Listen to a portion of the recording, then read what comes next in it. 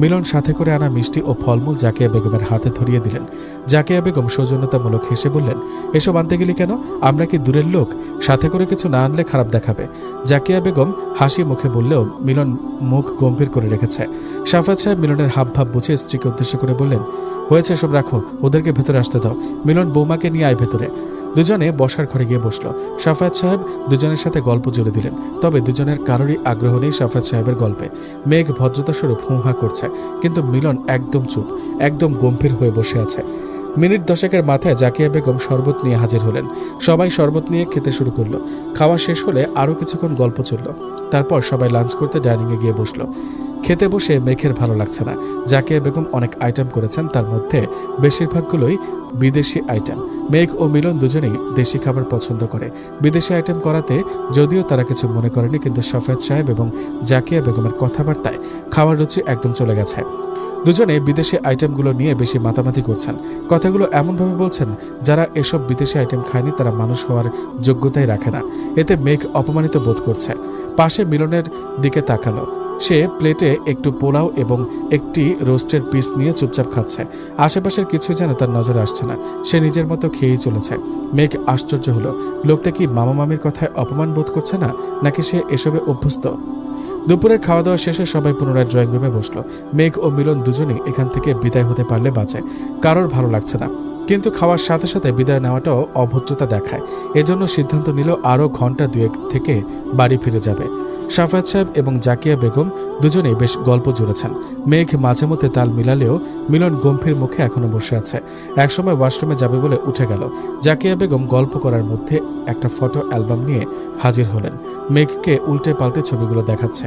মেঘ দেখছে সবগুলো ছবি সাফাত সাহেব, জাকিয়া বেগম এবং তাদের মরহুম ছেলে জিসানের।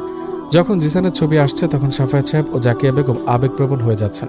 ছবি দেখিয়ে আবেগপ্রবণ কিছু কথাও বলছেন। সবগুলো দেখতে দেখতে একসময় মেঘের চোখ আটকে গেল একটা ছবিতে।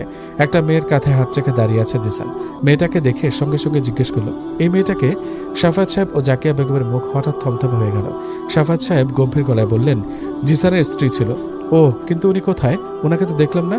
জাকিয়া বেগম রাগান্বিত কণ্ঠে বললেন, ওই মেয়ের নাম নিও না তো, একটা অলক্ষণে মেয়ে। প্রথমে মিলন রেখাইছে, তারপর আমার ছেলেকে। ওর জন্যই আমার ছেলে আজ পৃথিবীতে নেই। সাফাত সাহেব মেঘের কাছ থেকে অ্যালবামটা কেড়ে নিয়ে ছবিটা বের করে নিলেন। হাতে নিয়ে কুটি কুটি করে টুকরো করতে থাকলেন। জাকিয়া বেগম রাগে কাঁপছে। হয়তো এখন কাউকে খুন করতে পারলে শান্তি লাগত। মেঘ হতবাক। এতক্ষণ রঙ্গ তামাশা করতে থাকা দুজন লোক হঠাৎ এমন উদ্ভট আচরণ করছে কেন? আপনারা এমন করছেন কেন? জিসান ভাইয়ার ওয়াইফের কথা শুনে এমন উত্তেজিত হয়ে গেছেন কেন? জাকিয়া বেগম নিজের রাগ সামলাতে পারলেন না। সোফার পাশের সাইড টেবিলে থাকা ফুলদানি ছুঁড়ে মারলেন। উচ্চকণ্ঠে আবার বললেন, তোমাকে বলেছে না ওই রিয়ার নাম নেবে না? আমাদের ছেলে দুটির জীবন একেবারে তছনছ করে ফেলেছে। রিয়া নামটি মেঘের কাছে পরিচিত লাগলো। মস্তিষ্কে চাপ দিতে মনে পড়ে গেল জাকিয়া বেগমের কথা এবং রিয়া মেয়েটিকে নিয়ে একটু ভাবতে মেঘের কাছে পরিষ্কার হয়ে গেল মিলন কেন মামা মামিকে অপছন্দ করে। মিলন সিঁড়ি বেয়ে ছাদে চলে এলো। ধীর পায়ে এগিয়ে গেল চিলেকোঠার ঘরের সামনে। দরজা ধাক্কা দিতে ক্যাচক্যাচ শব্দ হলো। ঘরের অবস্থা খুবই খারাপ। পুরাতন নষ্ট জিনিসপত্র দিয়ে ভর্তি। সবকিছুর ওপর এক স্তর ধুলোবালি জমে আছে। মাকড়সার জাল ছড়িয়ে আছে সারা ঘরে। পোকামাকড়রা এদিক ওদিক ছোটাছুটি করছে। কি এক যাচ্ছে তা অবস্থা। অথচ এই ঘরে একসময় তাকে থাকতে হয়েছিল। চোখ বন্ধ করে ডুব দিল সেই বিষাক্ত অতীতে। মিলন তখন একাদশ শ্রেণীর ছাত্র। ছোট্ট একটি শহরে বাবা মায়ের সাথে থাকত। বাবা স্কুল শিক্ষক, মা গৃহিণী। মধ্যবিত্ত পরিবারের লোক। বেশি ধনী না হলেও শান্তি আর ভালোবাসা ছিল ভরপুর। কিন্তু একদিন আচমকা সবকিছু পাল্টে গেল। বাবা মা দুজনেই সড়ক দুর্ঘটনায় প্রাণ হারালেন। এক মুহূর্তেই পৃথিবী যেন শূন্য হয়ে গেল মিলনের। সাফাত সাহেব বোন এবং বোন জামাইয়ের শেষ কার্য সম্পাদন করে মিলনকে সাথে করে নিয়ে গেলেন। এতিম ভাগ্নেকে একা ফেলে যেতে মন সায় দেয়নি। সাফাত সাহেবের পরিবারের সদস্য সংখ্যা মাত্র ৩ জন। তিনি, ওনার স্ত্রী এবং ছেলে জিসান। জিসান মিলনের সমবয়সী। সেদিন মামি এবং মামাতো ভাইয়ের চেহারার ভঙ্গিমা দেখে বুঝে যায় মিলন তার উপস্থিতি তাদের পছন্দ না। তাই তো বাড়িতে এত আলিশান ঘর থাকতেও তার জায়গা হয়েছিল এই ছোট্ট চিলেকোঠায়। জাকিয়া বেগম ও জিসান বাড়ির কাজের লোকের মতো মিলনকে খাটাতে শুরু করে। মিলনের এসব ভালো না লাগলেও বাধ্য হয়ে করতে হয়। এই বাড়ির আশ্রিত সে। ওনাদের দয়ায় বেঁচে আছে। ওনাদের উপেক্ষা তো করতে পারে না। প্রথম প্রথম সাফায়াত সাহেব মিলনকে আদর যত্ন করলেও তিনিও ধীরে ধীরে পাল্টে যান। মিলনকে দেখলেই বিরক্তিতে মুখে গাম্ভীর্য ভাব টেনে আনেন। একদিন মিলন সাফায়াত সাহেবের কাছে টাকা চাইলে সাফায়াত সাহেব গম্ভীর কণ্ঠে শোনান, টাকা দিয়ে কি করবি শুনি? খাতা শেষ, আরও কিছু টুকিটাকি জিনিস কিনতে হবে। মিলন থামতেই সাফায়াত সাহেব রাগারাগি শুরু করলেন। ওনার প্রতিটি কথায় বুঝিয়ে দিচ্ছিলেন তিনি মিলনকে নিয়ে খুবই বিরক্ত, মিলনকে এখন বোঝা মনে করেন। ধীরে ধীরে সাফায়াত সাহেবের বাড়িতে মিলনের জীবন হয়ে উঠতে থাকে বিভীষিকাময়। মামা হাত খরচ বন্ধ করে দিলেন, আর মামি তো আরও এক কাঠি উপরে। বাড়ি ভর্তি অঢেল খাবার থাকলেও মিলনকে খাবার দিত না ঠিকমতো। একবেলা খাবার দিলে অপরবেলা না খাইয়ে রাখত, আবার খাবারে তো খুবই অল্প পরিমাণ। এতে মিলনের পেট ভরত না। ক্ষুধার জ্বালায় প্রায় জিসানের জুঠা খাবার খেত।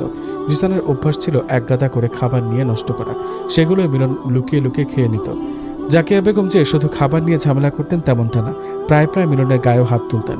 জিসানও পিছিয়ে থাকতো না, সেও সুযোগ পেলে মিলনকে অপমান করত, গায়ে হাত তুলত। মিলন প্রতিবাদ করতে নিলে জিসান টিটকারি করে বলতো, তুই তো ভিখারি, ভিখারির মতো আমাদের ঘরে পড়ে আছিস, এত সমস্যা হলে আমাদের ঘরে থাকিস কেন? এর বিপরীতে মিলন বলার মতো কিছুই খুঁজে পেত না। জিসান তো ঠিকই বলেছে, সে তো আসলেই ভিখারি, ভিখারির মতো এ বাসায় পড়ে আছে।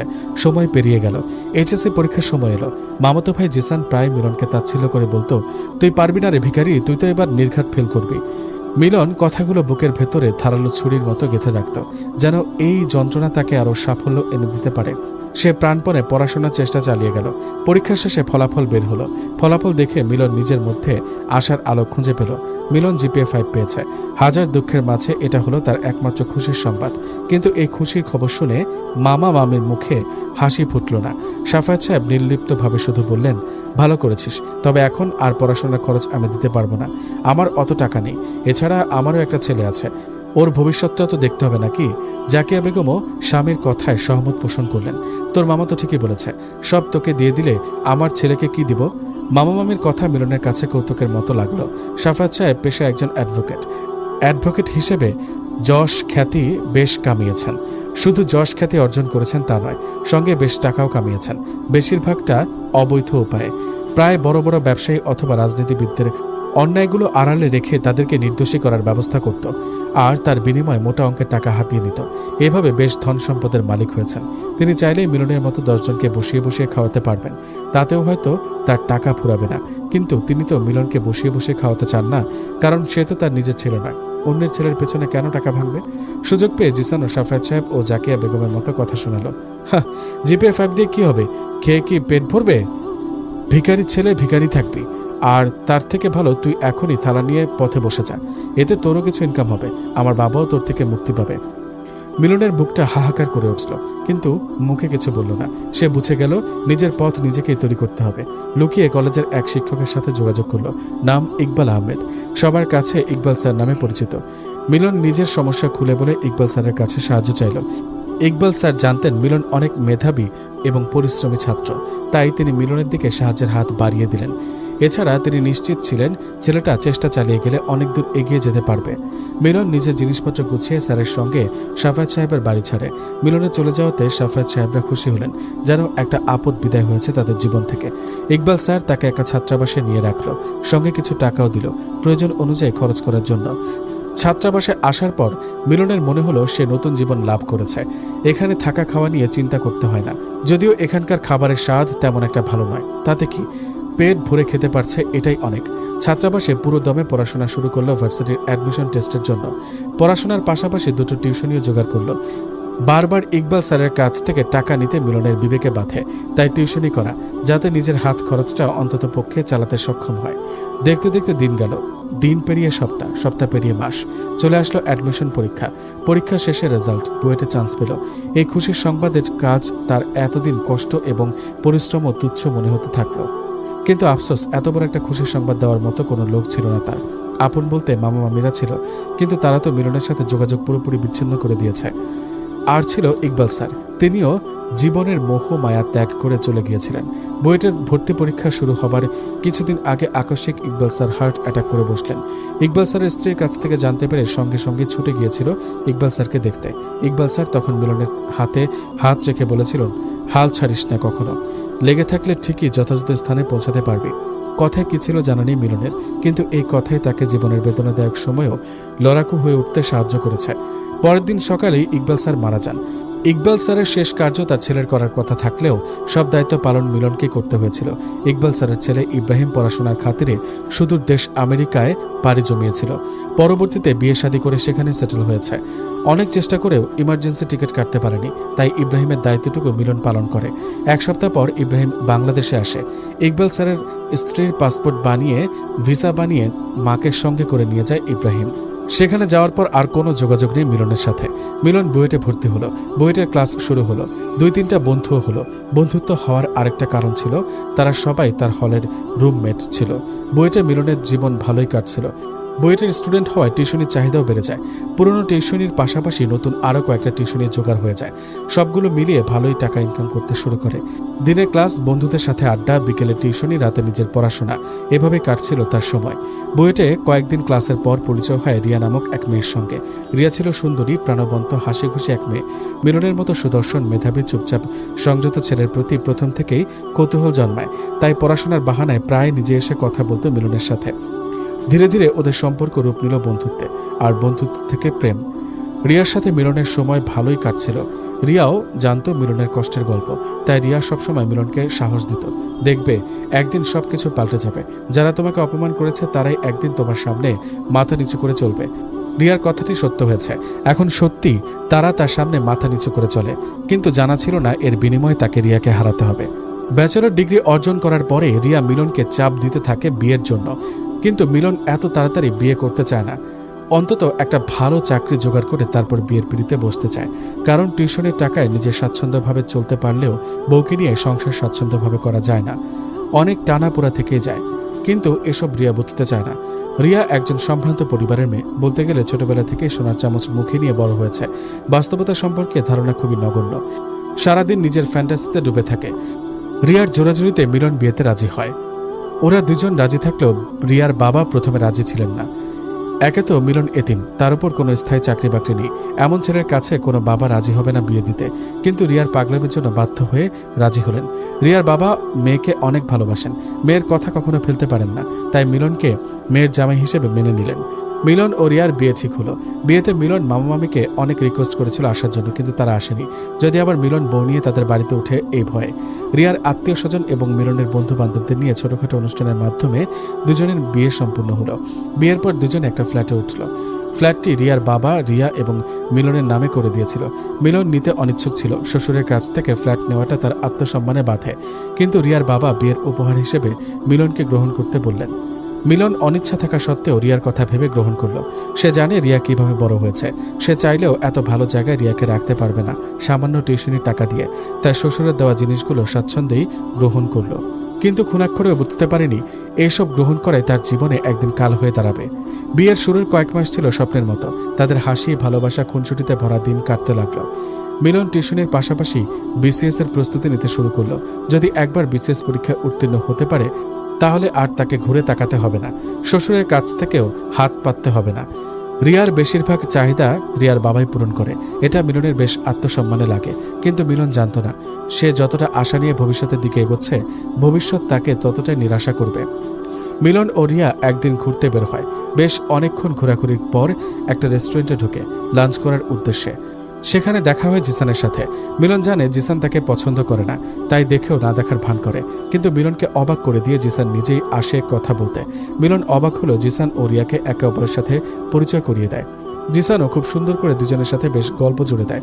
জিসানের এত সুন্দর ব্যবহার দেখে মিলন হতবাক। জিসানের ব্যবহার তো এত ভালো না, বিশেষ করে মিলনের সাথে তো কখনোই ভালো ব্যবহার করে না, তাহলে আজ কেন করছে? পরবর্তীতে আবার নিজেই ভেবে নিল জিসান এখন বড় হয়েছে, ভালো মন্দ বুঝে, হয়তো নিজেকে শুধরে নিয়েছে। সেদিন রেস্টুরেন্টে দেখা হওয়ার পর থেকে জিসান প্রায় তাদের সাথে যোগাযোগ করত। জিসানের আন্তরিকতা দেখে মিলন তাকে একদিন বাসায় নিয়ে আসে। রিয়া নিজ হাতে রেঁধে জিসানকে আপ্যায়ন করে। জিসান তো রিয়া রান্না খেয়ে প্রশংসায় পঞ্চমুখ। একে তো সুন্দরী, তার সাথে গুণবতী। তারপর থেকে জিসানের আসা যাওয়া চলতে থাকে মিলনের বাসায়। হুটহাট চলে আসতো। মিলনরাও সাদরে গ্রহণ করে নিত জিসানকে। কিন্তু কে জানতো এই সাদরে গ্রহণ করায় তার জীবনে কাল হয়ে দাঁড়াবে। দিনটি ছিল মঙ্গলবার। মিলনের বিসিএস এর রেজাল্টের দিন। মিলন নিজের নামের পাশে ক্যাডার ট্যাগ লাগাতে সক্ষম হয়েছে। খুশিতে আত্মহারা হয়ে গিয়েছিল। রিয়াকে ফোন করে খুশির সংবাদ জানাতে চেয়েও জানায়নি। পরে ঠিক করলো বাসায় গিয়ে একেবারে সারপ্রাইজ দিবে। এর আরেকটা কারণ ছিল, সেদিন মিলন ও রিয়ার প্রথম বিবাহ বার্ষিকী ছিল। মিলন প্রথমে গেল ফুলের দোকানে। রিয়ার গোলাপ পছন্দ, তাই একগুচ্ছ গোলাপ কিনে নিল। তারপর গেল বেকারি শপে। সেখান থেকে সুন্দর ডিজাইনের একটা চকলেট ফ্লেভারের কেক কিনলো, সঙ্গে কিছু মিষ্টি। সবকিছু কিনে বাসায় গেলে দেখলো দরজা কিছুটা খোলা। একটু অবাক হলো, তবে এসব এত পাত্তা না দিয়ে ধীর পায়ে ভেতরে প্রবেশ করে। ঘরে প্রবেশ করতে দুজন নরনারী কুরুচিপূর্ণ শব্দ পেল। শব্দটি আসছে শোবার ঘর থেকে।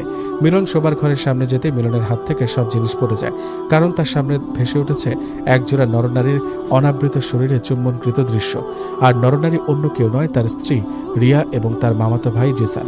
নিজের স্ত্রী এবং মামাতো ভাইয়ের এমন দৃশ্য দেখে মাথা চক্কর দিয়ে ওঠে মিলনের। রিয়া ও জিসান মিলনকে দেখে ছিটকে একে অপরের থেকে দূরে সরে আসে। তড়িঘড়ি করে ছড়িয়ে ছিটিয়ে থাকা কাপড় তুলে নিজেদের অনাবৃত শরীর ঢাকে। মিলন আহত কণ্ঠে জিজ্ঞেস করলো, কেন করলে এসব? কেন করলে তোমরা এমনটা আমার সাথে? কেন? চিৎকার দিয়ে ওঠে মিলন। কিন্তু এত বড় পাপ করার পরেও ওদের মধ্যে ন্যূনতম অপরাধ বোধ দেখা গেল না। নির্লজ্জের মতো জিসান বলল, বড় ভাই যখন বইয়ের চাহিদা পূরণ না করতে পারে তখন তো দেবরের ফরজ হয়ে যায় ভাবির দায়িত্ব নেওয়া। রিয়ার দিকে তাকিয়ে, তাই না ভাবি? মিলন নিজেকে কন্ট্রোল করতে পারল না, হাত উঁচিয়ে গেল জিসানকে মারতে। জিসানকে ঘুষি মারতে নিলে রিয়া এসে বাধা দেয়। খবরদার, জিসানের গায়ে হাত তুলবে না, ওর গায়ে একটা আঁচড়ও লাগলে এখানে খুনাখুনি হয়ে যাবে। মিলনের হাত থেমে যায়। হতভম্ব কণ্ঠে জিজ্ঞেস করে, তুমি এসব কি বলছো? ঠিকই বলছি, জিসানের কিছু হলে আমিও তোমায় ছাড়বো না। মিলন একেবারে নিভে যায়। আমার সাথে এটা তুমি কেন করলে রিয়া? এভাবে কেন আমায় ঠকালে? এত ভালোবাসার পরেও কি করে পারলে পরপুরুষে আসক্ত হতে? আমি তোমাকে ভালোবেসে ভুল করেছি। আমি যদি আমাকে চিনতে পারতাম, আমার সঠিক জায়গা বুঝতে পারতাম, তাহলে এই ভুল কোনোদিন করতে পারতাম না। তুমি কি ভুলে গেছো সেই সব দিনের কথা, আমাদের একসাথে থাকা স্মৃতিগুলো? না, কিছু ভুলিনি। তুমি তো শুধু আমাকে ম্যানিপুলেট করে ট্রাম্প কার্ড হিসেবে ব্যবহার করেছ। মিলন অবিশ্বাস্য চোখে তাকায়। আমি তোমাকে ট্রাম্প কার্ড হিসেবে ব্যবহার করেছি? তা নয় তো কি? আমি সুন্দরী, বাবা মায়ের একমাত্র মেয়ে, বাবার অঢেল সম্পত্তি আছে। এসব দেখেই তো আমাকে প্রেমের ফাঁদে ফেলে বিয়ে করেছ, যাতে বাকিটা জীবন আরাম আয়েশে কাটাতে পারো। এজন্যই তো আমার বাবার টাকায় কেনা ফ্ল্যাটে থাকছ, আমার বাবার টাকায় সংসার চালাচ্ছ। যদি আমাকে ব্যবহার করার ইচ্ছা না থাকতো তাহলে এতদিন ঠিকই একটা ভালো চাকরি জুটিয়ে নিজের সংসার নিজেই চালাতে, শ্বশুরের আশায় বসে থাকতে না। পাশ থেকে জিসান আগুনে ঘি ঢালার কাজটা করলো। ভিখারিটা সবসময় ভিখারি থাকে, এদের কাজই হচ্ছে অন্যের ঘাড়ে বসে খাওয়া। আগে আমার বাবার থেকে খেত, এখন তোমার বাবার ঘাড়ে বসে খাচ্ছে। এত অপমানের পর এখানে দাঁড়িয়ে থাকা মিলনের জন্য কষ্টকর, তাই সঙ্গে সঙ্গে নিজের জিনিসপত্র নিয়ে বাসা থেকে বেরিয়ে গেল। বেরিয়ে যাওয়ার সময়ও তার মনে ক্ষুদ্র আশা ছিল রিয়া হয়তো নিজের ভুল বুঝতে পেরে তার কাছে ফিরে আসবে। কিন্তু তার ধারণার ভেঙে যায় সপ্তাহখানেক পর, যখন জানতে পারে রিয়া তাকে ডিভোর্স পেপার পাঠিয়েছে। ডিভোর্স পেপার দেখে মিলনের মাথায় আকাশ ভেঙে পড়ে। সে সঙ্গে সঙ্গে ডিভোর্স পেপার নিয়ে রিয়ার বাবার কাছে যায়। শেষ আশা ছিল হয়তো তিনি রিয়াকে বোঝাবেন, কিন্তু সেখানে গিয়ে আরেক দফা অবাক হলো। তার মামা, মামি এবং জিসান বসে আছে রিয়াদের বাসায়। জিসান এবং রিয়ার বিয়ের কথাবার্তা চলছে। এসব শুনে মিলন আর নিজেকে ধরে রাখতে পারল না। বাচ্চাদের মতো হাউকাউ করে কেঁদে ওঠে। কিন্তু মিলনের কান্না কারোরই মন গলাতে পারল না, উল্টো তার প্রতি বিরক্ত প্রকাশ করলো। সঙ্গে গালবন্ধ এবং অপমানযুক্ত কথা শোনালো। মিলন এত কিছু আর সহ্য করতে পারল না। ডিভোর্স পেপারে সই করে রিয়ার মুখে ছুঁড়ে মেরে চলে যেতে নিল। তখন জিসান আবার তাকে নিয়ে টিটকারি শুরু করলো। মিলন নিজেকে আর শান্ত রাখতে পারে না, রাগে কয়েক ঘা মেরে বসে জিসানকে। এতে জিসানের মাথা ফেটে রক্ত পড়তে শুরু করে। কিন্তু মিলনের নিজের কর্মকাণ্ডে বিন্দুমাত্র আফসোস ছিল না। জিসানের মাথা ফাটিয়ে সুন্দর মতো ঘর থেকে বেরিয়ে যায়। হয়তো ওদের সাথে থাকতে ওর মধ্যে থেকেও অপরাধ বোধটা চলে গেছে। জিসানের মাথা ফাটিয়ে গেছে। মিলনকে কি এমনি এমনি ছেড়ে দিবেন সাফায়েত সাহেব? সন্ধ্যাবেলায় মিলনের কাছে পুলিশ গেল। তার মামা তার নামে হ্যারাসমেন্টের মামলা করেছে। মিলন ঝামেলা করল না, পুলিশদের সঙ্গে চলে এলো থানায়। পরবর্তীতে সাফায়েত সাহেব আইনের মারপ্যাচ খাটিয়ে 4 মাস মিলনকে জেল খাটালো। 4 মাস জেল খাটার পর মিলনের জীবন পুরোপুরি পাল্টে গেল। এতদিন যারা তাকে পছন্দ করত তারাও জেলে থাকার কারণে খারাপ চোখে দেখতে শুরু করলো। এটা সেটা বলে নানা কটু কথা শোনায়। পকেটও ফাঁকা। জেলে যাওয়ার কারণে বিসিএস এর চাকরিটা হারাতে হয়েছে। সবকিছু মিলিয়ে সে একেবারে নিঃস্ব। এসব আর নিতে পারে না মিলন। নিজেকে শেষ করে ফেলার সিদ্ধান্ত নেয়, কিন্তু নিজেকে শেষ করতে নিলে চোখের সামনে তিনজনের চেহারা ভেসে ওঠে, তার বাবা মা এবং ইকবাল স্যারের। এই তিনজনের চেহারা ভেসে উঠতেই আত্মহত্যা করার ইচ্ছাটা মরে গেল, কারণ এরা তিনজন তাকে কখনো হেরে যেতে দেখতে চায়নি। নিজেকে আবার নতুন করে গড়ল, নিজের বিষাক্ত অতীত পেছনে ফেলে সামনে এগিয়ে যেতে শুরু করলো। পুনরায় বিভিন্ন কোম্পানিতে চাকরির ইন্টারভিউ দিতে শুরু করলো। একসময় একটা ভালো কোম্পানি থেকে ডাক পড়ল। সে কাজে মন দিল, নিজের ক্যারিয়ার গড়ল, মানুষের আস্থা অর্জন করল। ধীরে ধীরে মিলন হয়ে উঠল সফল স্থপতি। অপরদিকে যারা মিলনকে এত কষ্ট দিল, তারা নিজেরাও সুখী হতে পারল না। জিসান ও রিয়া নিজেদের অবৈধ সম্পর্কে যতটা সুখ অনুভব করত, বৈধ সম্পর্কে ততটাই বিরক্ত অনুভব করে। কয়েক মাস যেতে না যেতেই দুজনের দাম্পত্য কলহ শুরু হয়। সংসার জীবনে বাস্তবিক জ্ঞান থাকা জরুরি। রিয়া ও জিসানের মধ্যে বাস্তবতা ছিটেফোঁটাও নেই। তাদের কাছে বিয়ে মানে এখানে সেখানে ঘুরে ফিরে বেড়ানো আর রোমান্টিক টাইম স্পেন্ড করা, কিন্তু এখানে সংসার জীবন এগিয়ে নেওয়া যায় না, তারাও নিতে পারে না। একদিন তুমুল ঝগড়া করে রিয়া বাপের বাড়ি চলে যায়। জিসানের ধারণা ছিল অন্যবারের মতো এবারও হয়তো কয়েকদিন পর চলে আসবে, কারণ রিয়া প্রায় ঝগড়া করে বাপের বাড়ি চলে যায়, আবার রাগ মিটলে এমনি চলে আসে। কিন্তু এবার রিয়া তাকে ভুল প্রমাণ করে। রিয়া ফিরে আসে না, সে নিজের মতো বাপের বাড়িতে আরাম আয়েসে দিন পার করতে থাকে। অনেকদিন হয়ে যাওয়ার পরেও যখন দেখলো রিয়া আসছে না, জিসান গেল রিয়াকে আনতে। তখন পুনরায় ওদের মধ্যে ঝগড়া শুরু হয়। ঝগড়ার এক পর্যায়ে রিয়া জিসানের কাছে ডিভোর্স চেয়ে বসে। জিসান এতে আরও ক্ষিপ্ত হয়, রাগারাগি করে রিয়াদের বাড়ি থেকে বেরিয়ে যায়। একের পর এক গ্লাস মদ গিলতে থাকে। এভাবে নেশায় টইটুম্বুর হয়ে গাড়ি চালিয়ে বাসায় ফিরতে নেয়, কিন্তু অতিরিক্ত মাতাল হওয়ার কারণে ঠিকমতো গাড়ি চালাতে পারে না। একসময় গাড়ি অ্যাক্সিডেন্ট করে বসে, খুবই মর্মান্তিকভাবে। সঙ্গে সঙ্গে স্পট ডেথ হয়ে যায় জিসান।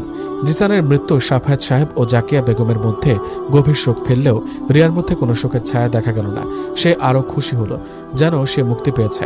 রিয়া বাবার বাড়িতে আগের মতো উড়নচণ্ডী হয়ে ঘুরে বেড়ায়। সে নিজের মতো ঘুরে ফিরে বারে যায়, বন্ধুদের সাথে আড্ডা দেয়, মদ খেয়ে বাসায় ফেরে। এসবে রিয়ার বাবা ফুল সাপোর্ট করলেও রিয়ার মা চরম বিরোধিতা করেন। মেয়ের এমন উগ্র চলাফেরা রিয়ার মায়ের কখনোই পছন্দ ছিল না। এমনকি যখন মিলনকে ডিভোর্স দেয় তখনও অনেকবার মানা করেছিল সম্পর্ক না ভাঙতে। বাবা মেয়ে তখন আনকালচার খ্যাত মূর্খ বলে ওনাকে দমিয়ে রেখেছিল, কিন্তু উনি জানতেন আল্লাহ ছাড় দেন, কখনো ছেড়ে দেন না।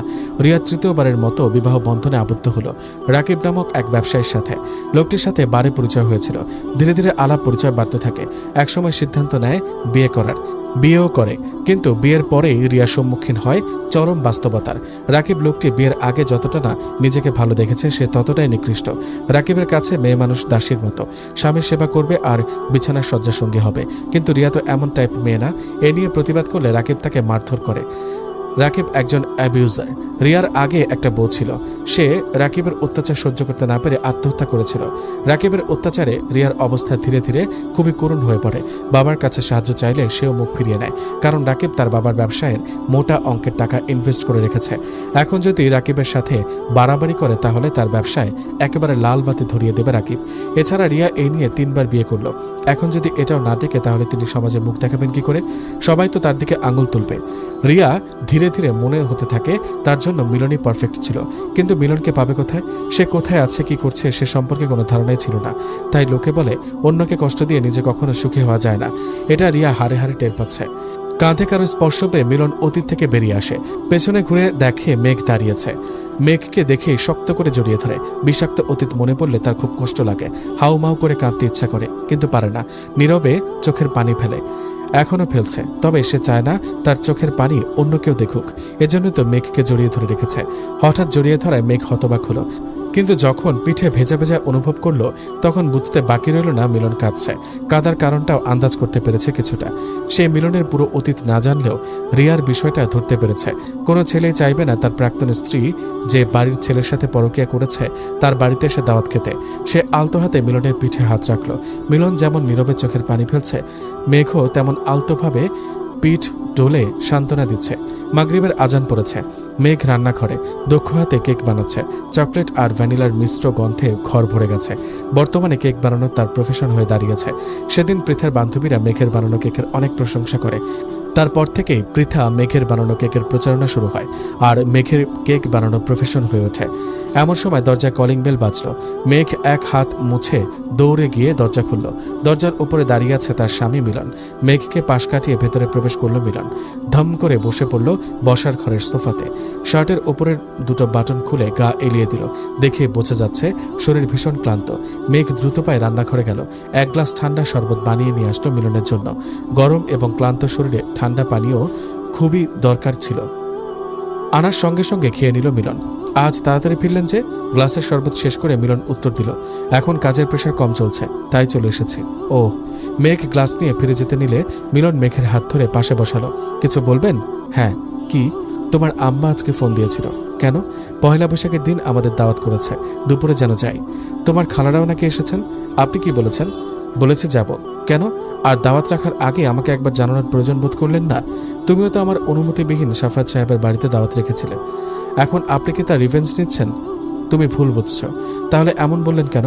আপনি তো জানতেন আমি সেদিন বাধ্য হয়ে দাওয়াত রেখেছিলাম। আমিও বাধ্য হয়ে রাজি হয়েছি। তোমার মা অনেক অনুরোধ করলেন, তাই মানা করতে পারিনি। একটু থেমে বলল, যদি যেতে ইচ্ছা না করে তাহলে যাওয়ার দরকার নেই। তোমার মাকে কোনো এক বাহানা দিয়ে মানা করে দেব। দিন কেটে গেল। পয়লা বৈশাখের দিন চলে এলো। মেঘ অনেক ভেবেচিন্তে সিদ্ধান্ত নিয়েছে সে তাদের বাড়িতে যাবে, শুধুমাত্র মিলনের সম্মান রক্ষার্থে। মিলন যদি তার সম্মান রক্ষার্থে অপ্রিয় মানুষদের বাড়িতে যেতে পারে তাহলে সে কেন যাবে না? আর তারা তো তার অপ্রিয় না, প্রিয়জন, সবচেয়ে আপনজন। মেঘ আলমারি থেকে একটা গর্জিয়াস 3 পিস বের করলো। মেঘ 3 পিস পরতে নিলে মিলন বাধা দিল। মেঘ শাড়ি পরবে? শাড়ি? হ্যাঁ, তোমাকে শাড়িতে দেখতে ইচ্ছা করছে, কিন্তু আমার কাছে তো শাড়ি নেই। আমার কাছে আছে। মিলন আলমারি থেকে সাদা লাল মিশ্রণের একটি শাড়ি বের করে দিল। শাড়িটি মেঘের পছন্দ হলো। গায়ে জড়িয়ে আয়নায় দেখল, না, শাড়িটি ভালোই লাগছে তার গায়ে। মেঘ খুশি মনে জিজ্ঞেস করলো, শাড়িটি কবে কিনেছেন? অনেক আগে, মায়ের জন্য কিনেছিলাম, কিন্তু পরার আগেই চলে গেলেন। মিলন মুখটা মলিন করে ফেলেছে। বোঝা যাচ্ছে বাবা মায়ের কথা মনে পড়েছে। মিলনের মন খারাপ দেখে মেঘেরও একটু খারাপ লাগলো, সঙ্গে একটু ভালো লাগাও ছোঁয়া দিল। মিলনের মায়ের জন্য আনা শাড়ি তাকে পরতে দিয়েছে দেখে, কারণ ছেলেরা মায়ের জন্য তুলে রাখা জিনিসপত্রগুলো সবচেয়ে প্রিয় মানুষটিকে দিয়ে থাকে। তাহলে কি সে তার সবচেয়ে প্রিয় মানুষ?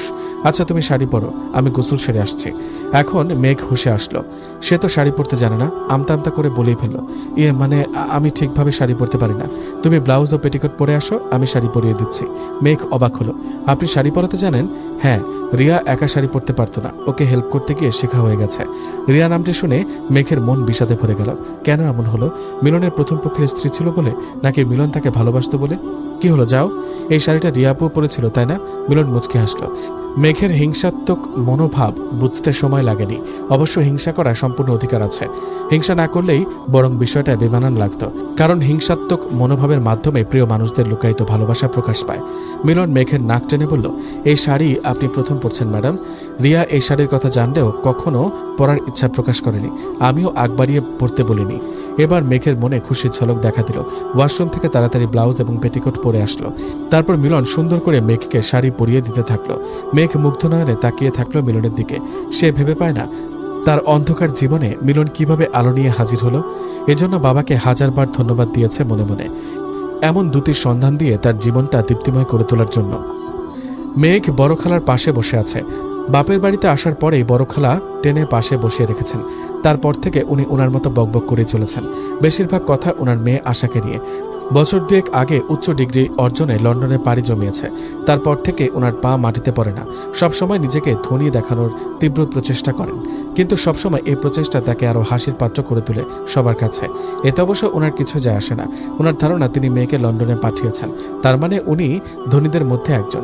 আবার তিনি শুধু নিজেকে ধনী রূপে প্রকাশ করে থেমে থাকেন না, অন্যকে অনেক তুচ্ছ তাচ্ছিল্য করে কথাও বলে। একবারের জন্য চিন্তাও করেন না বিপরীত মানুষটি তার কথায় কতটা আঘাত পাচ্ছে। এসব কারণে মেঘের ওনাকে বিরক্ত লাগে, এখনও লাগছে। তবুও শুনতে হচ্ছে ওনার বকবক। মুরব্বী মানুষ বলে কিছু মুখের ওপর বলতেও পারছে না। সবই তো শুনলি, দেখেছিস আমার আশা কত এগিয়ে গেছে ওর ক্যারিয়ারে।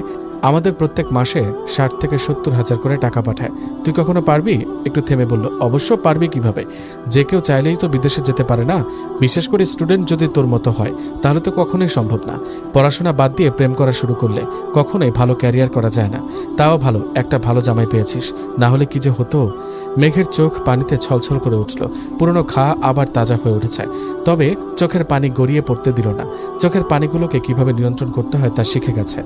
কলেজে ওঠার পর মেঘ নিজের কষ্ট প্রকাশের জন্য একটা জায়গা খুঁজে পায় উত্তরায় 6 নম্বর সেক্টরের একটা রোডে। জায়গাটা নিরিবিলি থাকায় লোকজনের আসা যাওয়া কম ছিল, তাই সে কলেজ ছুটির পর মনের দুঃখগুলো সেখানে বসে প্রকাশ করত।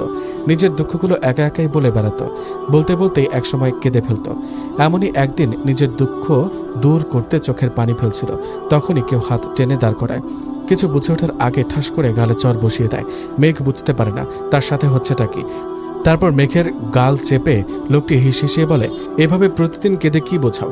তুমি জনম দুঃখী? তোমার থেকে অনেক দুঃখ নিয়ে মানুষ বেঁচে আছে, কই তারা তো কাঁদে না? তাহলে তুমি কাঁদছো কেন? যাদের জন্য কাঁদছো তাদের কাছে এসবের কোনো মূল্য নেই, বুঝেছ? লোকটা নিজের মতো করে বলে সামনে হেঁটে চলে যায়। মেঘের চোখ পানিতে টুটুম্বুর থাকায় লোকটির চেহারা স্পষ্ট ছিল না, কিন্তু তারপর থেকে তার মধ্যে একটা পরিবর্তন আসলো। কথায় কথায় কান্না আসে না, চোখের কোণায় পানি জমলেও সেগুলো গড়িয়ে পড়ে না। পরবর্তীতে লোকটিকে অনেক খুঁজেছিল কিন্তু কখনো পায়নি। বিকেলের দিকে ঘটে যায় এক অনাকাঙ্ক্ষিত ঘটনা। মিজানুর সাহেবের একজন বন্ধু আসেন, নাম আজহার হোসেন। তিনি মিলনকে দেখার পর থেকে মিলনকে ভীষণ পরিচিত লাগে। অনেকক্ষণ ভাবার পর মনে পড়ে তার আরেকজন বন্ধুর কথা, নাম রাশেদ। ওনার মেয়ে রিয়ার প্রথম পক্ষের স্বামী ছিল মিলন।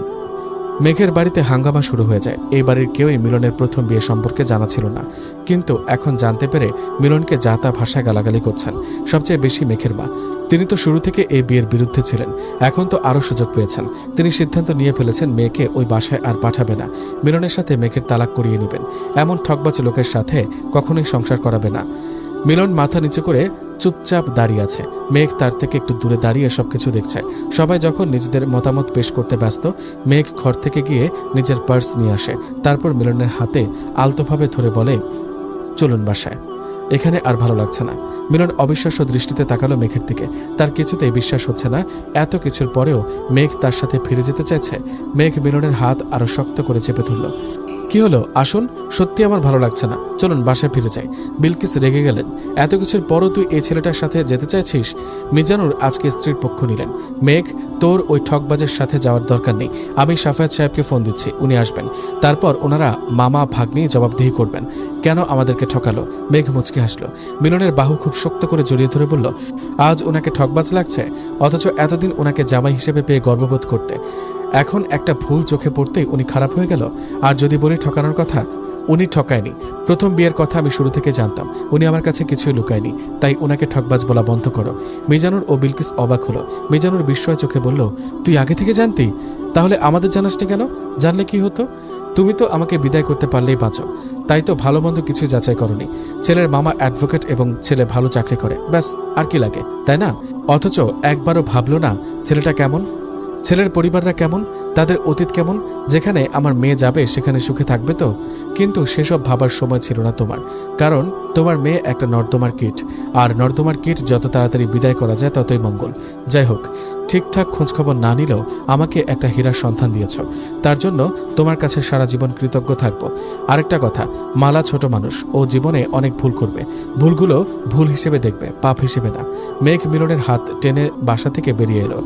বাড়ির সবাই এখন কিছুটা উপলব্ধি করতে পারছে তারা মেঘের সাথে কতটা খারাপ করেছে, বিশেষ করে মিজানুর। তার এখন ভীষণ আফসোস হয়, কেন সেদিন মেয়ের কথা বিশ্বাস করলো না। যদি করতো তাহলে তো মেয়েটা হাসি খুশি জীবন কাটাতে পারত। মেঘ ও মিলন বাসের পাশাপাশি সিটে বসেছে। মেঘ বড় ঘোমটা টেনে মিলনের কাঁধে মাথা রেখে নীরবে চোখের পানি ফেলছে। মিলন কিছু বলছে না, মেয়েটাকে কাঁদতে দিচ্ছে। সে জানে মেয়েটার মধ্যে কতটা কষ্ট লুকিয়ে আছে। কেঁদে যদি কিছুটা কষ্ট দূর করতে পারে তাহলে ক্ষতি কি? মিলন সিটের সাথে গা এড়িয়ে চোখ বন্ধ করে নিল। ফিরে গেল কয়েক বছর অতীতে। রিয়া এবং জিসানকে ঘনিষ্ঠ অবস্থায় দেখার দিন। রাস্তায় এলোমেলো পায়ে উদ্দেশ্যহীন হাঁটতে থাকে। এভাবেই হাঁটতে হাঁটতে উত্তরা 6 নম্বর সেক্টরে চলে আসে। এক নীরব রাস্তায় দেখা মিলে এক কিশোরীর।